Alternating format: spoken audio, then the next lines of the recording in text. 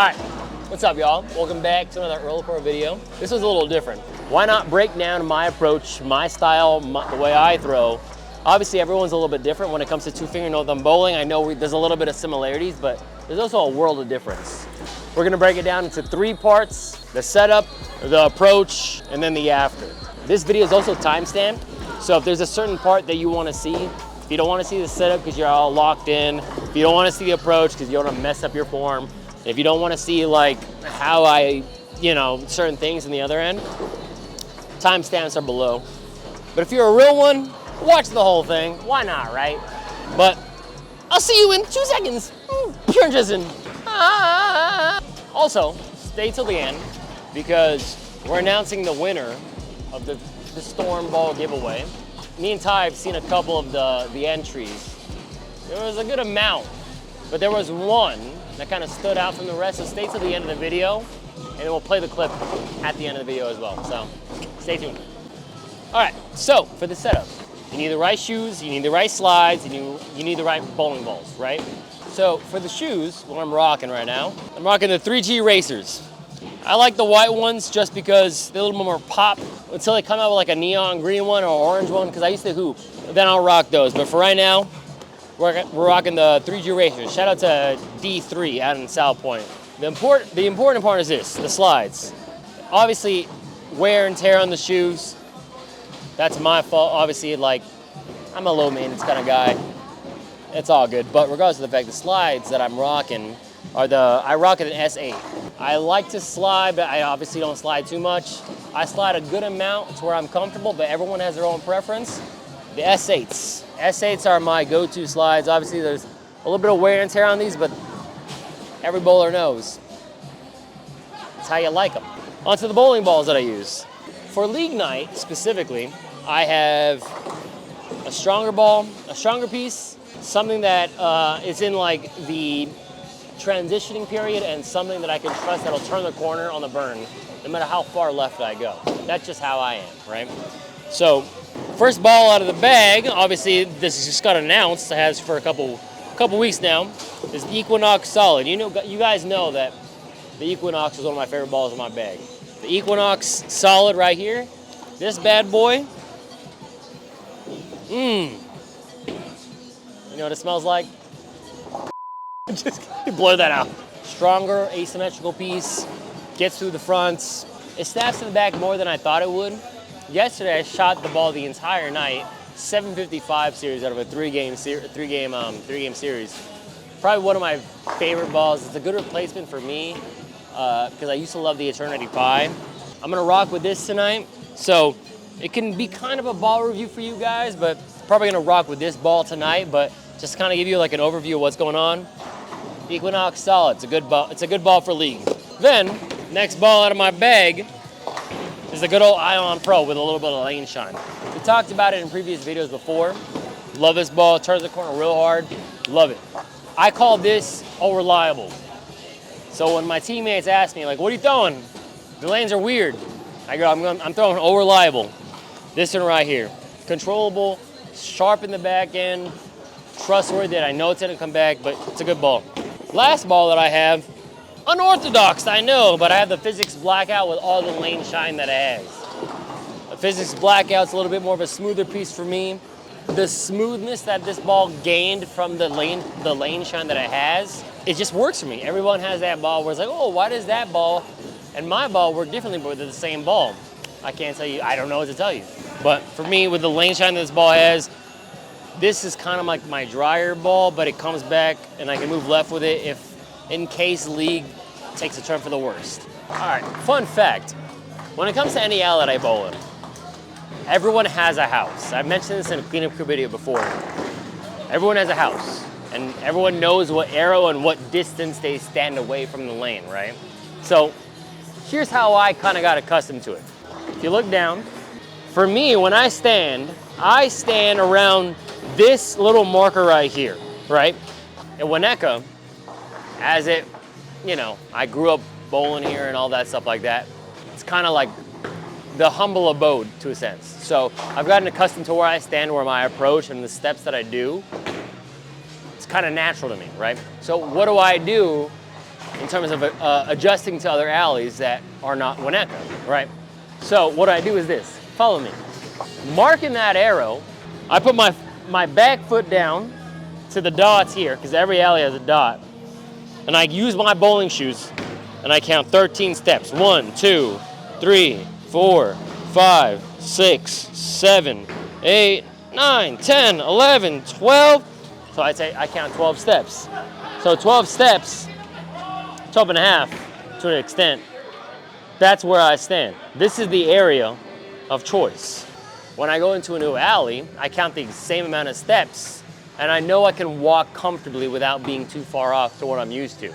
So it kind of gives you an additive of, oh, same thing, but different. So that's kind of like a little Earl the Pearl tricks. So keep that in mind. That's my part one. So let's hop into part two in terms of how everything kind of goes down before the throw. And hopefully this shit helps. So, a little 2-second intro in terms of like how I grip the ball. I feel like you guys know how I do it, but why not include in this? So let's check it out. So obviously when I grip the ball, I probably have a 5x4 by 3.5 layout on this Equinox Solid right now. Fun fact, I love this ball so much. Normally, when you have 2-finger grips on the ball, people think like, all right, I'm gonna throw it like this. That's not how I throw it. So when I throw the ball, I put the fingers in the hole, put the ball in my hand, but I curve the ball. I'm a right-handed. I curve the ball to my left, this way. So if I were to do that and look at the ball again, I'm actually gripping the ball like this. This is the key point to my throw, right? Like I said, this is like how I throw. It's not how you should throw. It's not how you should throw. It's about how I throw. So you guys can maybe test things out, right? I twist the fingers, right, like this. So when I throw the ball, I have more grip on the ball. I have a higher backswing in comparison to a lot of 2-finger no thumb bowlers that obviously you don't have a backswing if you don't have a thumb, but it kind of gives me that grip. So that little Earl McTwist helps a little bit. So try that out. Let me know how it works. If it doesn't work, it's because the layout's not meant for it. So just keep that in mind. Fun fact also, the track when I throw it like this usually ends up this way, right? When I do it this way, my track ends this way. So follow to your preference to an extent. But yeah, when it comes to throwing the ball, right, we're using this ball today. And obviously, it's been used up. Oil's probably been moved around. And that's okay. So my go-to line to essentially like kind of figure out what the lanes are doing is I'll throw like front end 15, back end 7. You know, it's like a default line. See what it does, and I kind of know where I should be after that. So let's throw that right now. I also stand my feet, if you look down. I stand on 15, right? 15's in the middle between my toes, so 15, back end 7, we'll see what it does. I also haven't thrown, so I'm not warmed up yet. So beg my pardon. Not bad. We know for that one shot, lanes are a little bit drier.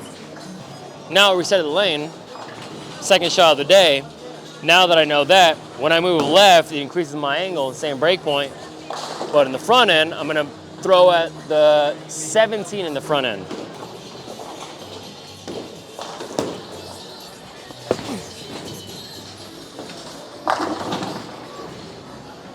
Yeah, so kind of get a good read out of that. It's pretty simple to an extent. Like I said, I know how I throw. I know what happens in these lanes, but every alley's a little bit different. But I'll do one more just to kind of show.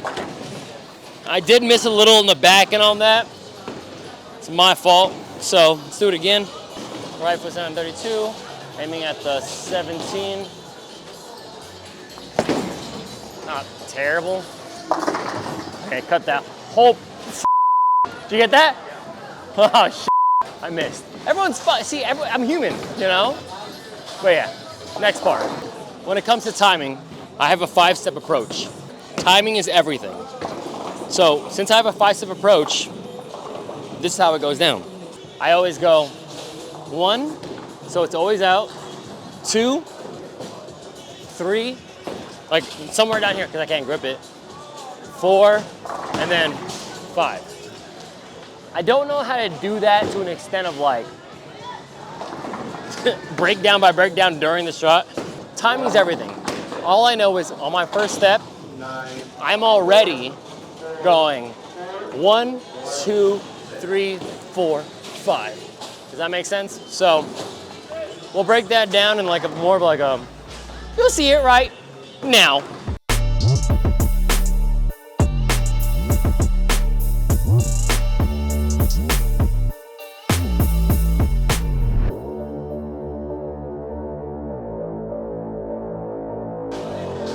So, when it comes to release, when I release a ball, let's say I'm down here, my release, I release this way, right? It's not this, it's more of like a 40 to 45 degree angle. It's like more of a, it's like a forward roll, but it's not a forward roll. My release is, oh shoot, how do I explain this? It's like this, right? I release this way. Like I said, I'm not a professional coach. I'm showing you what I do. As long as you don't cross over, you don't throw it that way, I'm telling you, like I release like a little bit more of a forward roll action type of deal. Since I don't have a thumb, it's not a complete forward roll movement. I have this release where it favors more of a forward roll, where I don't have to be completely left off rip. I'm gonna throw a shot from you. Ty's gonna get it from behind. Pause, no diddy. And then we're gonna get into part 3 of how I release the ball. Oh, fun fact, by the way, shout out to Thick Boys. Collaboration with Nate's wife, Elise. This shirt's sick. We love them. Shout out to them.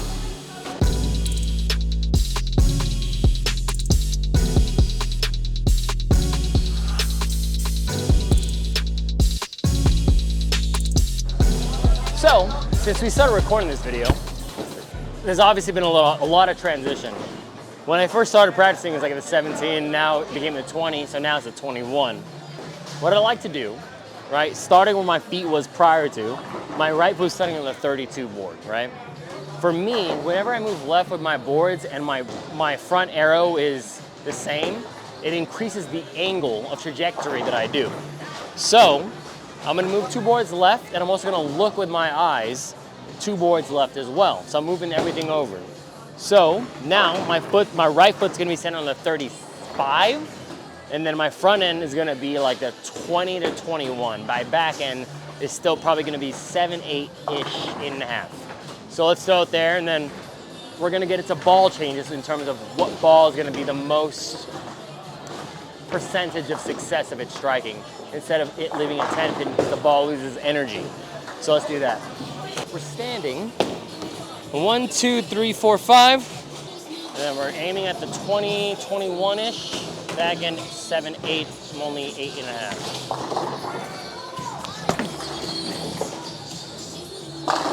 Holy shit, this ball's good as Do I gotta do a ball change? Holy shit.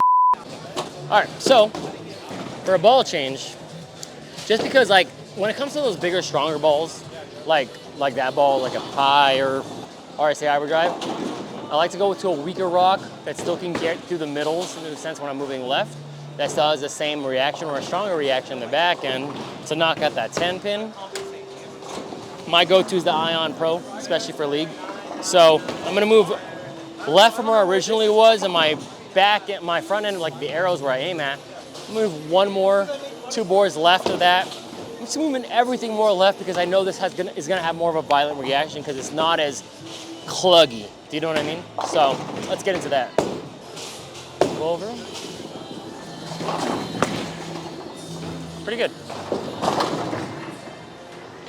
Came in a little light, so let's do it again. Put a little more hand into it.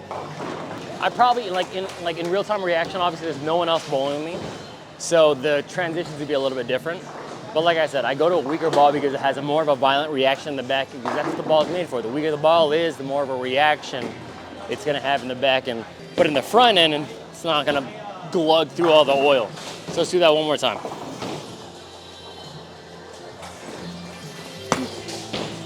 It's perfect. So yeah, so when it comes to speed control, right? For me personally, I don't like to speed control with my arm, right? So if I like, Earl, throw it slower, I'm not gonna do this. No, I'm gonna keep the same motion with the top of my body. I'm gonna use all the speed control with the speed of my legs in terms of my approach. Keep everything the same so I keep everything as consistently as possible. So when it comes to speed control, I like to move forward from where I originally stand, and naturally my body, without the momentum, it's gonna slow down the speed of my ball. I stood between, like in this area right here, right? So I'm gonna move all the way left to show you guys this. I'm gonna move all the way here. I'm gonna throw in the front end. My front arrow is gonna be like the 25. I'm gonna slow down my speed from essentially standing here, but I'm gonna stand all the way up here, right? I'm gonna keep my same 5-step approach, and then it's gonna slow down my speed and you're gonna see how the ball hooks. So let's do that. Hopefully the speed helps us. Pretty good. Yeah, you see what I mean? That's how I slow down my speed. Take some steps forward, do the natural 5-step approach. Obviously with each step, my hands are following where my feet are going. So that was a little bit of tips and tricks of how I throw a 2-finger no thumb bowler. How do I adapt in terms of how everyone else is throwing, but how we adjust. So, also for the winner, for the Earl Pearl ball giveaway, there will be another one, season 2, I promise. So keep those submissions going. We look through Discord, YouTube, TikTok, Instagram, all that stuff, right? But me and Ty had a favorite. And it was actually funny because like this guy, I saw his Discord stuff where, also link in the description below for the Discord. It's gonna be Freddy.exe. It's gonna play right here.